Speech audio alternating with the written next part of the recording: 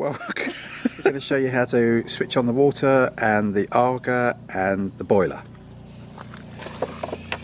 One lock, it's already open. There we go. Right, first of all, straight ahead, and we've got the water mains.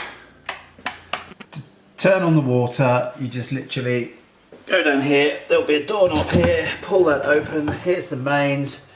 This will be off. To switch on the mains, cold water, only the blue one, on. Boiler. I'm going to show you how to switch the boiler on now, which is around the back of the house.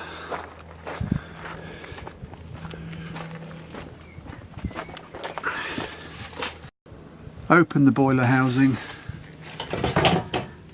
like that, and then inside this switch is the oil, so we need to turn that on in line with the pipe. A little control panel here, and literally boiler on, off, switch on. That's it. Put housing back on. To switch off, just do this switch off, and then the oil turn off there. That's it. Put the housing back on. Make sure there's no leaves in the way.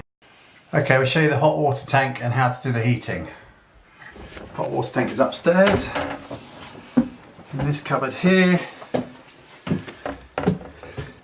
Very easy. Just a thermostat. Switch it once, or continuous, or once on. We usually have it on twice a day, both the heating and the hot water. And the pressure, if there's a problem with pressure, should always be about there on 1. If you need it on, if you run out of hot water, then just basically put it on continuous and then switch it off before you go. If you need the immersion heater, there's an immersion heater here. Okay, we're going to show you how to light the Rayburn stove, which will keep the whole of this end of the house warm and also let you cook your food, won't it, Jane? So first of all, we open the cupboard next to the Rayburn. We take all the pans out, lift the cupboard out, the shelf out rather, and then get that baking tray out. And then inside is a hood which needs to come off.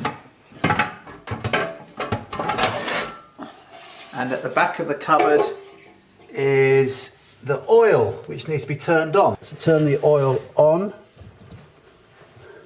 in line with the pipe, and then push down once on the lever and turn it up to 6. So it's now on 6. Okay, and then we basically leave it for 15 minutes.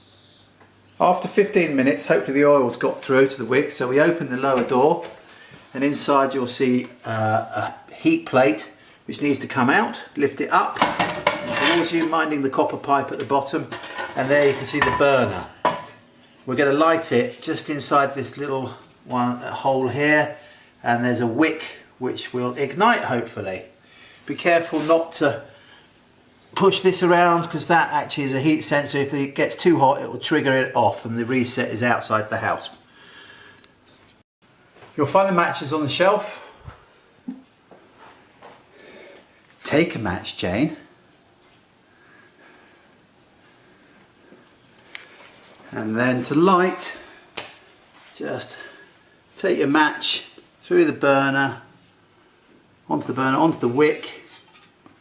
And if the oil has come through nicely, that'll do. The wick is now lighting and burning around the circular sides. Shut that. Then we put the door back on, or the plate, which has just here and here. You need to line up with, on the edge of the door, these pieces. Lift it over the copper pipe. Slide it down into place, make sure it's okay, that's all good. Shut the door, And then inside, just turn it 1, 2, 3. You'll know if it's working because obviously it'll get hot, but also you'll see the temperature gauge start to rise, and if it's on 3 it will go to somewhere between simmer and bake. If you go out and you want to turn it down, that's okay, but bear in mind to get it back up so that it's at the right temperature to cook, you'll need to do so about an hour before you cook. And that's it. Turn the Wi-Fi on, it's in the spare room. Down here, just plug both these in.